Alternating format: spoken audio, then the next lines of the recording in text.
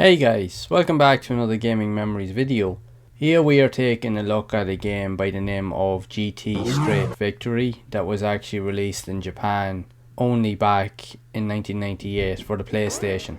The concept of this racing game is actually based on the GT Touring Car Championship that would have been highly popular in Japan within the 90s, and you have access to different types of modified and highly powerful sports cars from brands like Nissan, even the likes of you had like Vauxhall or Opel and even Alfa Romeo, but mainly Japanese specific cars that would have competed for the likes of championships within the races and so forth. That would have been very reflective of different types of touring car championships held in other regions like in the UK and even in America and so forth. Japan had their own version of that. So there was quite a few games that came out on the PlayStation that actually reflected this type of concept. And funny enough, there's quite a few other games I actually have played on the PlayStation that are very similar to this. I make sure to drop a link down to the playlist down below to other games that I actually have played, and the aesthetic of a lot of these type of games is very similar. The one thing to note with this game is the graphics are actually quite good in this game, but it is difficult to play. I noticed that from when I actually got my hands on it and I tried to figure it out, because if you try to drive the car at any sort of speed around corners, the handling can be very twitchy and you will be guaranteed to almost go into a spin. And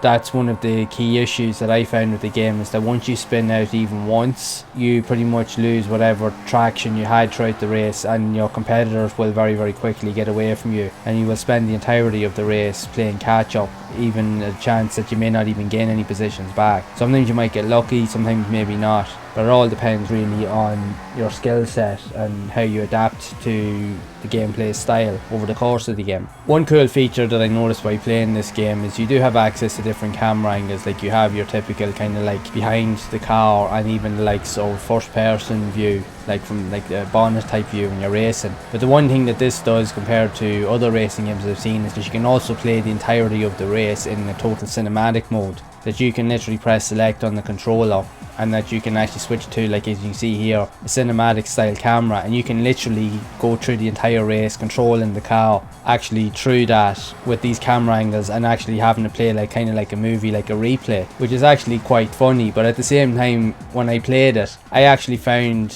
it easier to control the car, and with the handling physics suited the cinematic camera angles rather than the likes of the standard camera angles that you see here. I found that every time when you're trying to go around the corner, it'd be very too twitchy and you'd always end up spinning out. But for some reason, when I turned it over to the cinematic camera, I never had that issue at all. It always seemed just that little bit easier to actually control. Plus it looked and it even felt cool just to play it like that as well. It definitely added a different level of depth to the experience of the game, and it's not something that you actually see even in modern games today. So it actually was a cool feature. I have to admit, like, it was actually quite cool. It's not the best racing game, I'll admit, that I've played on the PlayStation, but it definitely has enough characteristics here that is actually worth trying out. And again, it's very reflective of similar games, as I mentioned, that actually are on the system, all based around the GT Touring Car Championship that was held in Japan. But it's very similar to the likes of even the likes of the Toka racing series, like Toka Touring Cars and Toka 2.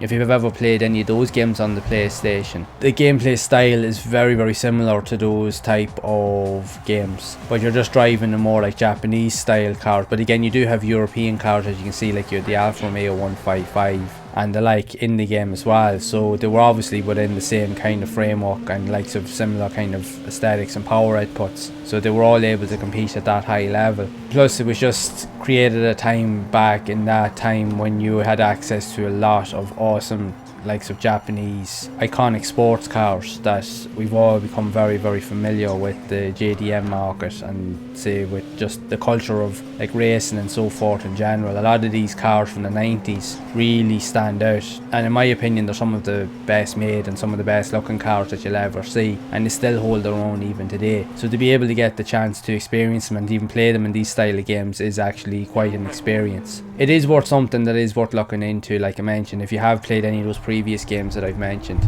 even though it does have fiddly kind of handling characteristics. But the gameplay is fast, it is frantic, and again with those cool little features as I mentioned, this is something that you will actually have a lot of fun with, and it does have a bit of competitiveness and will provide a hefty challenge if that's something you're also into as well. Plus the graphics are actually quite good in the game as well, so it is a good all-round package. And again, if you're wanting to play something that's unique and that's only found within Japan itself, and you want to experience other games, this might be worth looking into.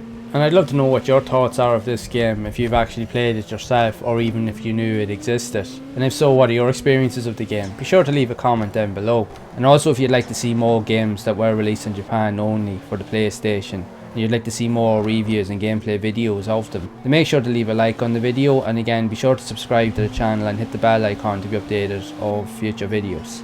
Also be sure to check out some of the videos here on the screen where I have provided other reviews and gameplay videos of other similar type of games that were released in Japan only for the PlayStation, where I share my thoughts and experience with everyone. So as always, make sure to keep playing those classic games and enjoying them, and keep those gaming memories alive.